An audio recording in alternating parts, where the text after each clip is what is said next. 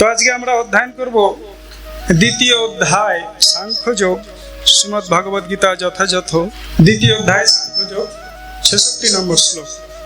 এখানে ভগবান বলছেন যে কোন ব্যক্তি শান্তি লাভ করতে পারে।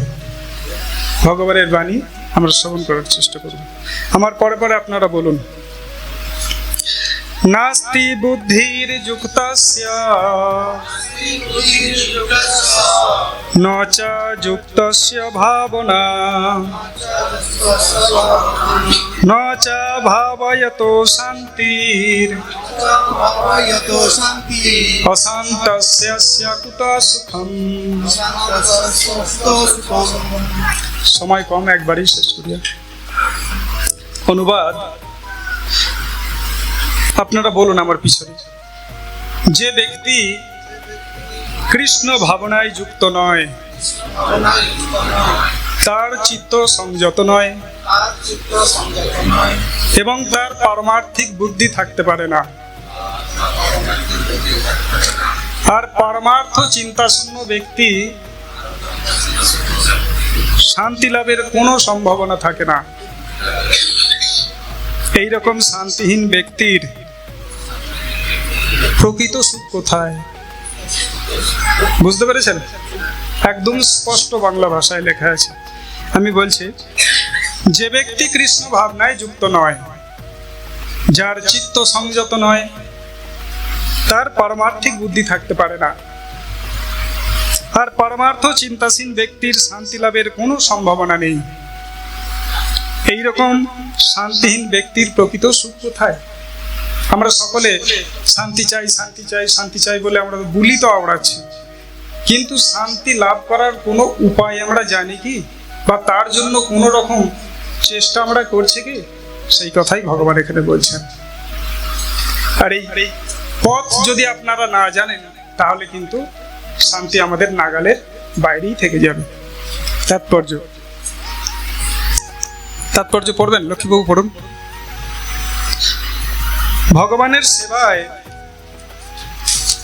নিজেকে নিয়োজিত না করলে কোনো মতেই শান্তি পাওয়া যেতে পারে না। ভালো করে শুনবেন কথাগুলো, আমার কথা না, এগুলো আমি বলছি না, আপনাদের সামনে শাস্ত্রের কথা। ভগবানের সেবায় নিজেকে নিয়োজিত না করলে কোনো মতেই শান্তি পাওয়া যেতে পারে না। ভগবান নিজেই পঞ্চম অধ্যায় প্রতিপন্ন করেছেন যে যখন কেউ হৃদয়ঙ্গম করতে পারে কৃষ্ণই হচ্ছে সমস্ত যজ্ঞ ও তপস্যার একমাত্র ভোক্তা, তিনিই সমস্ত বিশ্বাচরের অধীশ্বর এবং তিনিই সমস্ত জীবের প্রকৃত শুভাকাঙ্ক্ষী বন্ধু, তবেই সে প্রকৃত শান্তি লাভ করে।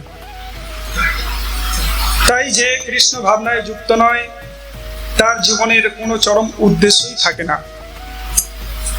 জীবনের চরম উদ্দেশ্য কি তা না জানাই তার সমগ্র অশান্তির কারণ। জীবনের চরম উদ্দেশ্য কি সেটা না জানাটাই হচ্ছে আমাদের একমাত্র অশান্তির কারণ। কিন্তু কেউ যখন বুঝতে পারে শ্রীকৃষ্ণই হচ্ছেন পরম ভোক্তা, অধীশ্বর ও সর্বভূতের পরম সুহৃদ, তখন তার মন শ্রীকৃষ্ণের সেবায় একাগ্র হয়ে ওঠে এবং তার ফলে সে প্রকৃত শান্তি লাভ করে। তাই শ্রীকৃষ্ণের সঙ্গে সম্বন্ধ রহিত হয়ে যে তার সময় অতিবাহিত করে, সে যতই লোক দেখানো তথাকথিত বুলি আওড়াক না কেন, সে সর্বদাই দুঃখ দুর্দশায় পীড়িত থাকে।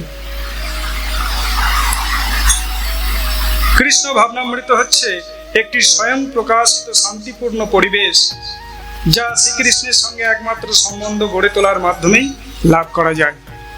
হরে কৃষ্ণ। এখানে ভক্তিবেদান্ত তাৎপর্য সমাপ্ত। আপনারা বুঝতে পেরেছেন? এই জন্য আমাদের কি বলা হয়, যে সাধু সঙ্গ করতে হয় এবং শাস্ত্রের সঙ্গ করতে হয়। শাস্ত্র হচ্ছে আমাদের মা। শাস্ত্র আমাদের জ্ঞান চক্ষু খুলে দেয় এবং প্রকৃত বস্তুকে আমাদের দর্শন করায়। প্রকৃত বস্তুকে আমরা যারা এখনো শাস্ত্রের সান্নিধ্যে আসেনি বা সাধুগুরু বৈষ্ণবের সান্নিধ্যে আসেনি, তাদের মতো হতভাগ্য এই জগতে আর কেউ নেই। IPL খেলা চলছে, অনেক মানুষ তাদের অমূল্য সময়টাকে সেখানে ব্যয় করছে। তারা জানে না যে আমাদের জীবনের উদ্দেশ্য হচ্ছে ভগবান শ্রীকৃষ্ণের সঙ্গে যে সম্পর্কটা আমাদের হারিয়ে গেছে, যে সম্পর্কের কথা আমরা ভুলে গিয়েছি, সেই সম্পর্কটাকে স্থাপন করার জন্য আমাদের সময়টাকে নিয়োগ করা উচিত। সেই সম্পর্কটাকে স্থাপন করার জন্যই আমাদের এই অমূল্য সময়টাকে খরচা করা উচিত। এ কথা তারা জানে না। এই জন্য তারা কি করছে, শান্তি চাই শান্তি চাই বলে এখন মুর্শিদাবাদে দেখুন কি ঘটনা ঘটছে। মুর্দাবাদ মুর্দাবাদ, মারপিট, গুলি গালা, মানুষ মরছে, মানুষ ঘর ছাড়া হয়ে যাচ্ছে। কেন? মানুষ ভাবছে এদেরকে তাড়ালে আমরা শান্তি পাবো, এই হিন্দুদেরকে তাড়ালে আমরা শান্তি পাবো। আপনারা হিন্দু, কোথায় যাবেন? জায়গা জমি কিনে রাখুন, যেতে হবে। মুসলমান আসছে আপনাদের তাড়াবে। একে বলা হয় অজ্ঞানতা। মানুষের মধ্যে প্রকৃত জ্ঞান নেই। মানুষ মনে করছে হিন্দুদের তাড়ালে আমরা শান্তি পাবো, হিন্দুরা মনে করছে মুসলমানদের এই দেশ থেকে তাড়ালে আমরা শান্তি পাবো।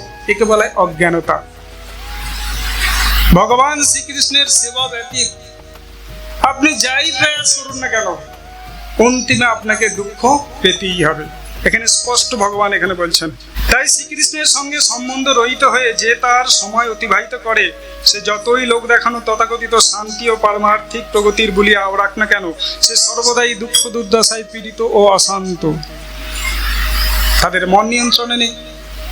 তারা জানে না আমাদের পরম উদ্দেশ্য কি, আমাদের পরম গন্তব্য কোথায়, আমাদের কি লাভ করা উচিত, আমাদের এই অমূল্য সময়টাকে কোথায় ব্যয় করা উচিত।